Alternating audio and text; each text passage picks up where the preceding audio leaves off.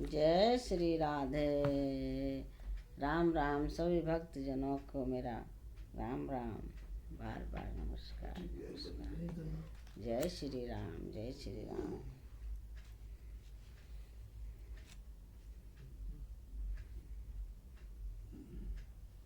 एकादशी की व्रत कथा। माघ शुक्ल पक्ष एकादशी की कथा, जया एकादशी की कथा कहने जा रहे हैं। सब भक्त जनों को मेरा प्रणाम है।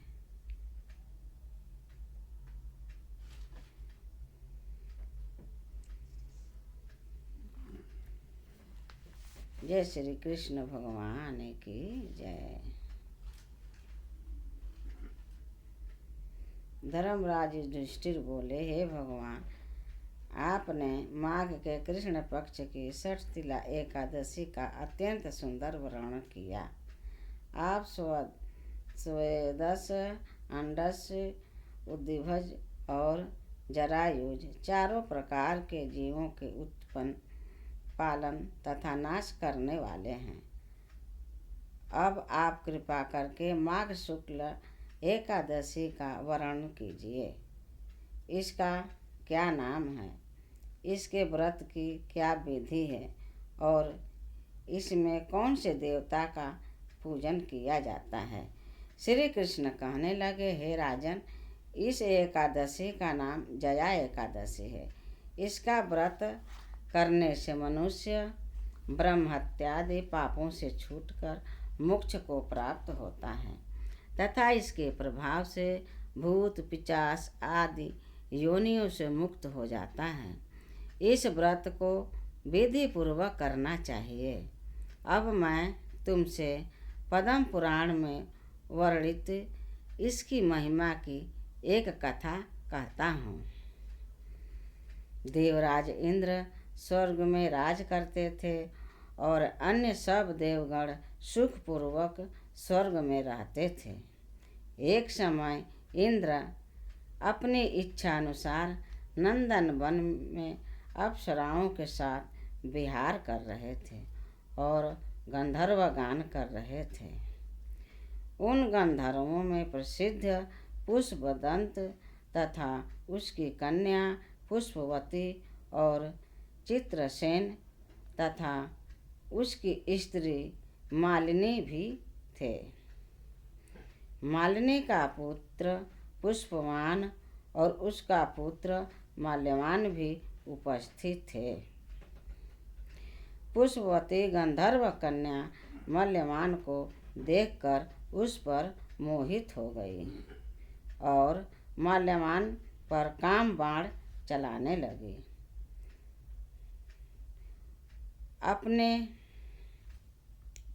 उसने अपने रूप, लावण्य और हाव भाव से माल्यवान को वश में कर लिया। हे राजन, वह पुष्पवती अत्यंत सुंदर थी। अब वे इंद्र को प्रसन्न करने के लिए गान करने लगे, परंतु परम पशु मोहित हो जाने के कारण उनका चित्त भ्रमित हो गया था। इनके ठीक प्रकार न गाने तथा स्वर ताल ठीक न होने से इंद्र इनके प्रेम को समझ गया और उसने इसमें अपना अपमान समझकर उनको शाप दे दिया। उसने कहा कि मूर्खों, तुमने मेरी आज्ञा का उल्लंघन किया है, इसलिए तुम्हें धिक्कार है। अब तुम दोनों स्त्री पुरुष के रूप में मर्त्य लोक में जाकर पिशाच रूप धारण करो और अपने कर्म का फल भोगो। इंद्र का ऐसा शाप सुनकर वो अत्यंत दुखी हुए और हिमालय पर्वत पर दुख पूर्वक अपना जीवन व्यतीत करने लगे। उन्हें गंध, रस तथा स्पर्श आदि का कुछ भी ज्ञान नहीं था। वहाँ उनको महान दुख मिल रहे थे।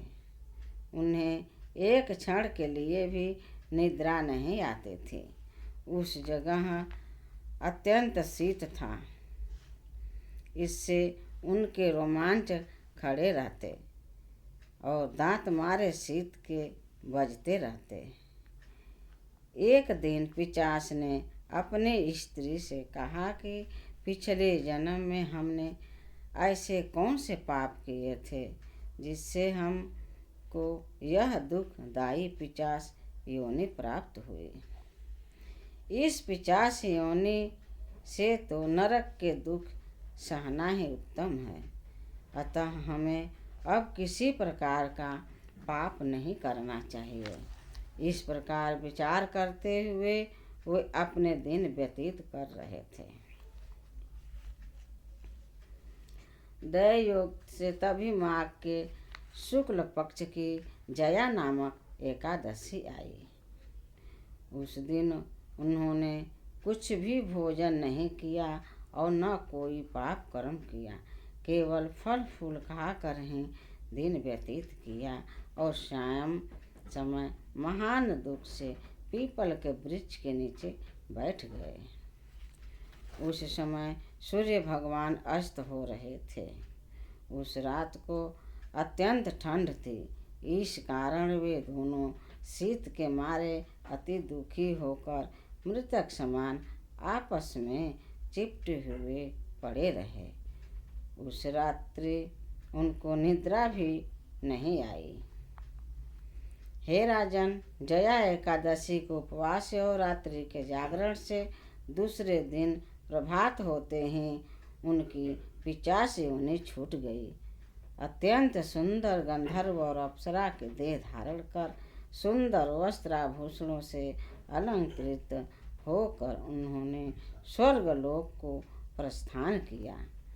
उस समय आकाश में देवता तथा गंधर्व उनकी स्तुति करते हुए पुष्प वर्षा करने लगे। मर्त्यलोक में जाकर इन दोनों ने देवराज इंद्र को प्रणाम किया।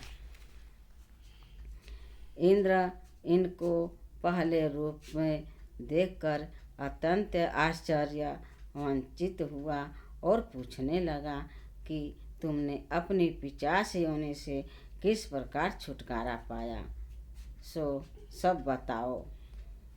माल्यवान बोले कि हे देवेंद्र, भगवान विष्णु की कृपा और जया एकादशी के व्रत के प्रभाव से ही हमारी पिशाच देह छूटी है।